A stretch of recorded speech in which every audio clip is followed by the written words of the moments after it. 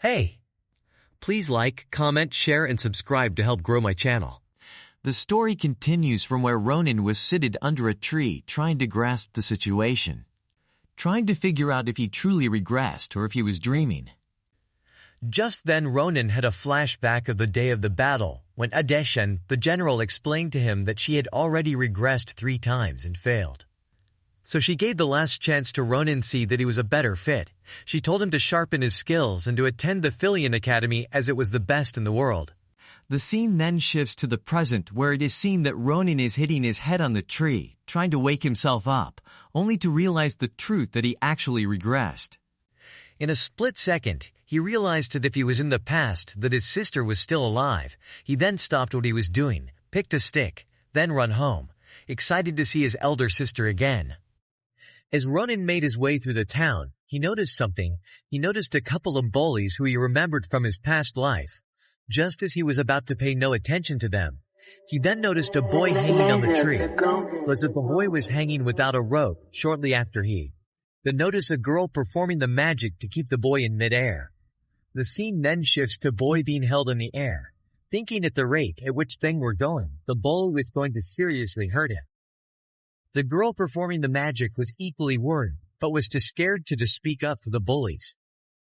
Just as she was thinking this, the bully approached the boy on tree, asking him for money, but the hanging boy insisted that he had no money left, as he bought for his mother some medicine, and that the medicine was very expensive. The bull couldn't care less, and slapped the shit out of the hanging boy, telling him that he should have worked harder so that he could have had more money. Seeing that the boy was not willing to leave any money, the bully instructed the girl to raise the boy higher. The girl in shock responded, saying that if she did that, she might hurt the boy. The bully turned and with a menacing face told the girl that if she didn't do it, she would join the guy on the tree hanging. She knew that what they were doing was wrong and was trying to gather courage to tell the bullies to stop. The magician then had a flashback that the only reason she learnt magic was to show people that she was also good at something. Just as she mastered enough courage to tell them to stop, she got hit in the head with a stick. She then lost concentration and dropped the boy. She turned around only to find that the person that hit her was Ronin. The bully also turned around to see exactly what happened to his surprise and found Ronin. Here we see Ronin not paying attention to the bullies, but instead talks to the girl to find out how long she's been doing magic and where she learned it from. This was because our protagonist felt that she would be of importance in the near future.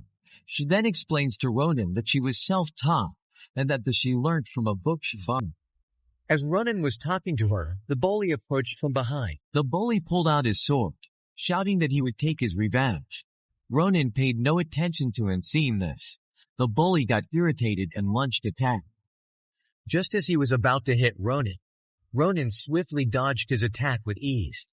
Seeing this, the bully was in shock wonder how Ronin managed to dodge. The bully quickly regained his composure and decided to launch threats instead. He then told Ronin to surrender and that he in turn will let Ronin live and take good care of his sister, seeing that she had a nice ass and that he had been eyeing her for some time now. Just as the words fell in Ronin's ears, his mood changed and in on one swift movement cut the bully's bitch ear off with the stick, hand in hand. With a vicious eyes, he then looked at the bully, asked the bully if he had a death wish. The bully's minions looked at Ronin with horror, trying to comprehend how he managed to cut their leader's ear off clean with just a stick. The minions stood with fear and never made a move against Ronin, smart bastards. Ronin then turned his attention back to the leader, kicked him hard in the stomach, asked him to return what he had gotten from the boy, and told him to put extra for disturbing his mood. Ronin then gave the money to the boy, and Ronin got the sword for himself.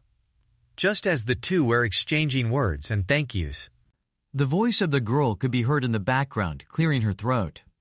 She then mastered up the courage and apologized to the boy and explained that she was forced in doing those deeds and was scared that they would pick on her instead. The boy understood and accepted her apology. That being said, the boy then said his goodbyes and left. After he left, Ronin then shifts his attention to her. He then told her that he had use of her and that they should meet in the next 4 days.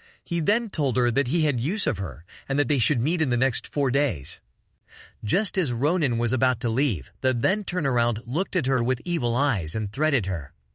Soon after, Ronin ran home. The scene then shifts to Ronin, standing at the door of his sister's house, wondering what he was going to tell her. Just as he was about to leave without seeing his sister, the sister then suddenly approached the door and opened it.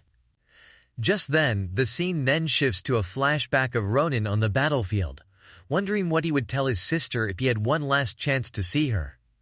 The scene shifts back to the present with Ronin standing with the flowers at the door, and all he could say was, "I am back." The sister was so excited to receive flowers from her young brother. Just as they were at the table eating, Ronin then asked his sister how old she was.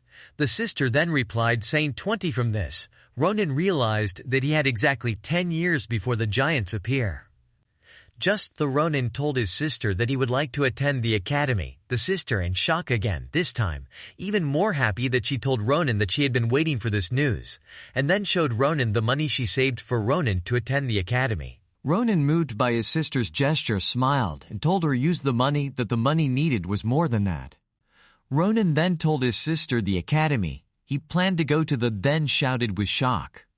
The scene then shifts back to the day of his regression, where his general Adishan instructed him to visit the Empire's best leading academy, that there he will have the best guidance, because it was filled with the best professors, and was founded by a lot of rich people.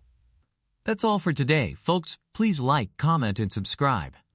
Part 3 will be coming soon.